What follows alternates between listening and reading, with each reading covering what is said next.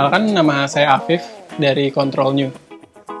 Control New itu sebuah brand yang memanfaatkan limbah kain sebagai bahan utama dalam proses pembuatan produknya.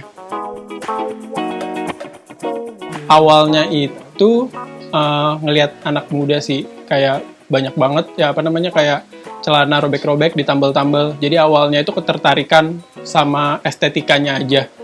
Terus kemudian ngelihat peluang, ternyata kayaknya kalau saya usaha tambal-tambal kayak gini nih bisa.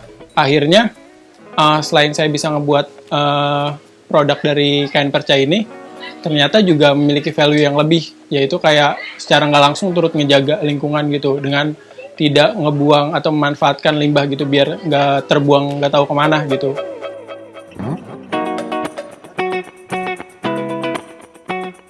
Kalau untuk proses pembuatan produknya kayak yang tadi saya bilang, jadi saya ngambil kain percanya dulu dari tukang jahit, saya bawa pulang ke rumah. Nah, nanti pas saya setelah sampai rumah, itu saya pilih-pilih kain-kainnya. Setelah kita pilih-pilih, itu nanti kita sesuaikan, misalnya produk mau bikin warna biru, ya udah kita ambil kain-kain warna biru, kita potong-potong, kita komposisiin sesuai pola yang kita dapat, terus saya jarum bentulin. Habis di jarum bentulin, dioper lagi ke tukang jahit buat dijadiin produk. Dan setelah dari tukang jahit udah jadi produknya, itu kita quality control, kira-kira ada yang ada yang cacat nggak, atau ada yang kurang jahitannya nggak. Kalau misalnya udah dirasa cocok, itu dicuci, habis dicuci, keringin, packaging, terus siap dikirim.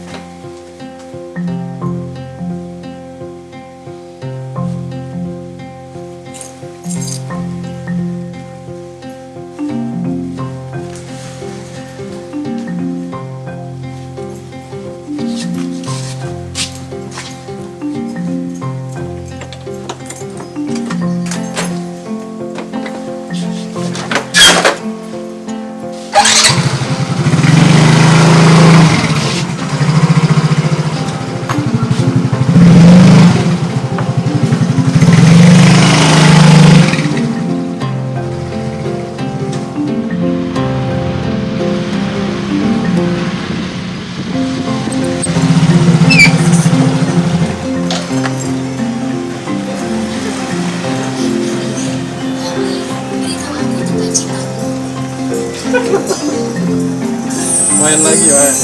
Nggak tahu kenal. Dari awal ngambil di sini. Soalnya kayak ini yang lumayan paling banyak sih, potongan kainnya. Terus juga kebetulan kayak abangnya selain bisa ngebenerin barang, ngebenerin pakaian, dia juga bisa bikin gitu. Jadi kayak punya keahlian lebih. Makanya kayak ya di sini doang gitu tempatnya yang udah sama-sama klop.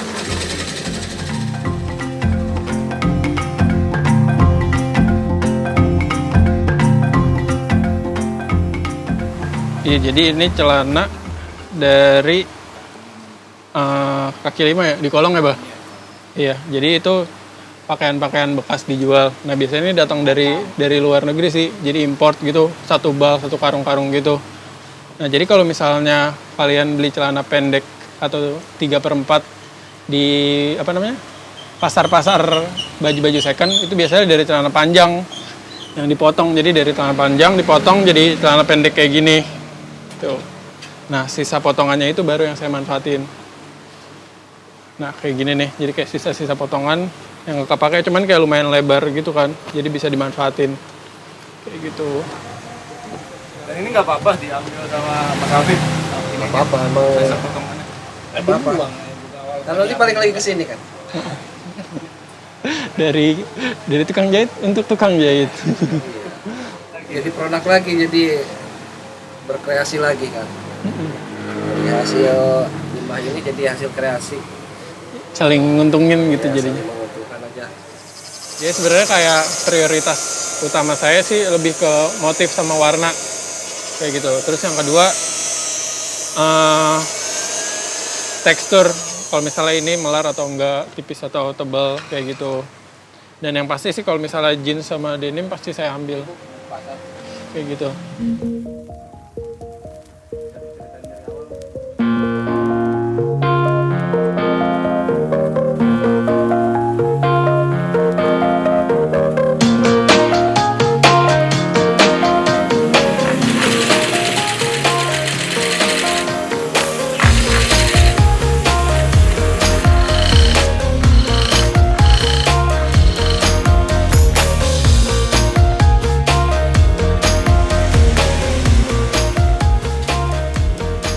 Ini tas apa nih jadinya?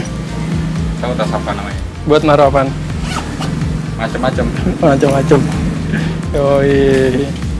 Tas lempang bisa kayak gini tuh. Ada resletingnya. Buat naruh duit hasil copetan bisa. Berarti Kayak gitu. untuk bikin yang kayak gitu nggak nyampe seharian langsung jadi? Nggak sampai seharian langsung jadi. Cuman ya kalau untuk nyetingnya bisa cepet. Nah cuman kan dia tergantung dianya juga. Kadang kalau misalnya ada apa namanya orang lain gitu minta kecilin celana ya didahuluin gitu. Kadang kalau buru-buru ya saya minta dahuluin gitu.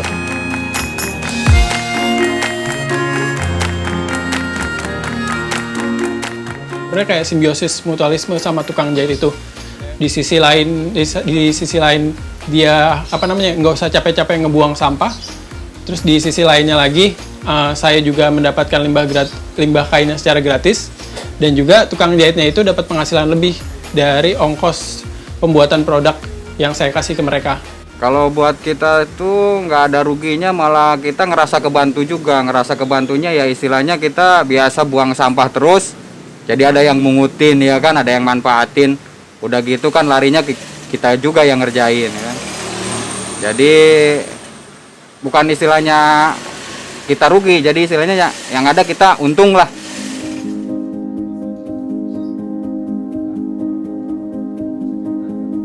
Nah ini juga yang cukup unik sih.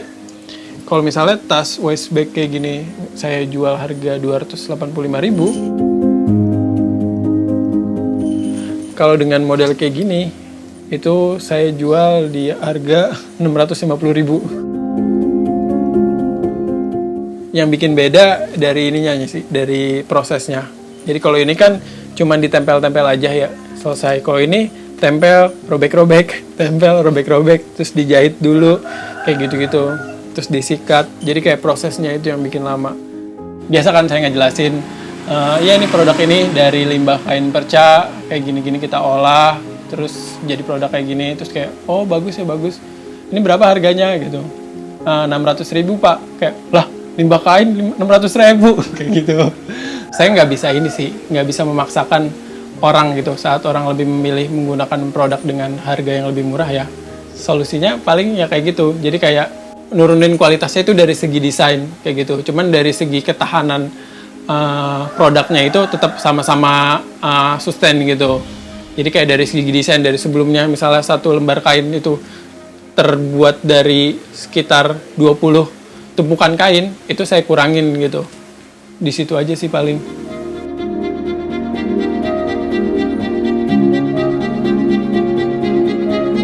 Kalau untuk cara pemasarannya kayak brand pada umumnya sih. Jadi kayak ada online, ada offline. Online-nya itu yang pertama ya kita jual dari Instagram kita sendiri itu bisa. Kemudian kayak kita juga manfaatin fitur-fitur yang ada. Kayak misalnya marketplace, itu kayak beberapa marketplace besar di Indonesia kita coba masukin di sana.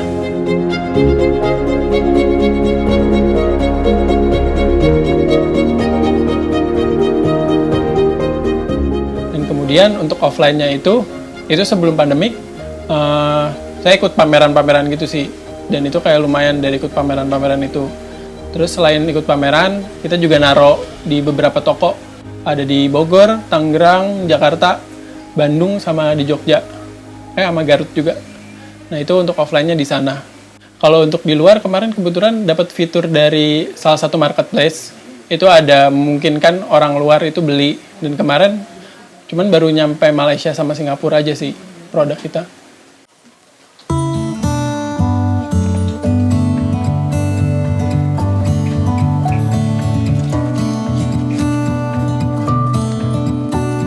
Kalau ongkos kebetulan HPP itu kan jasa saya, itu saya masukin HPP juga kan.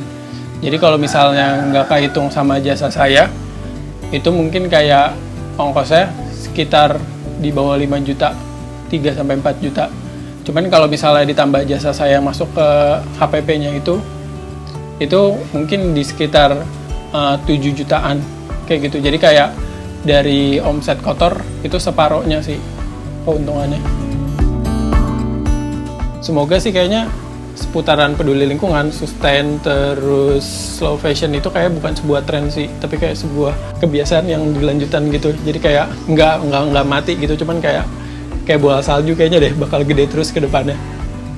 Untuk kontrol mie itu sendiri, harapannya saya pengen kayak nggak pengen gede-gede banget, cuman kayak punya ekosistem gitu sih. Jadi kayak pengolahan limbah kain daerah sekitar, terus bisa manfaatin warga sekitar, udah kayak gitu. Cuman kayak nggak mau gede-gede juga.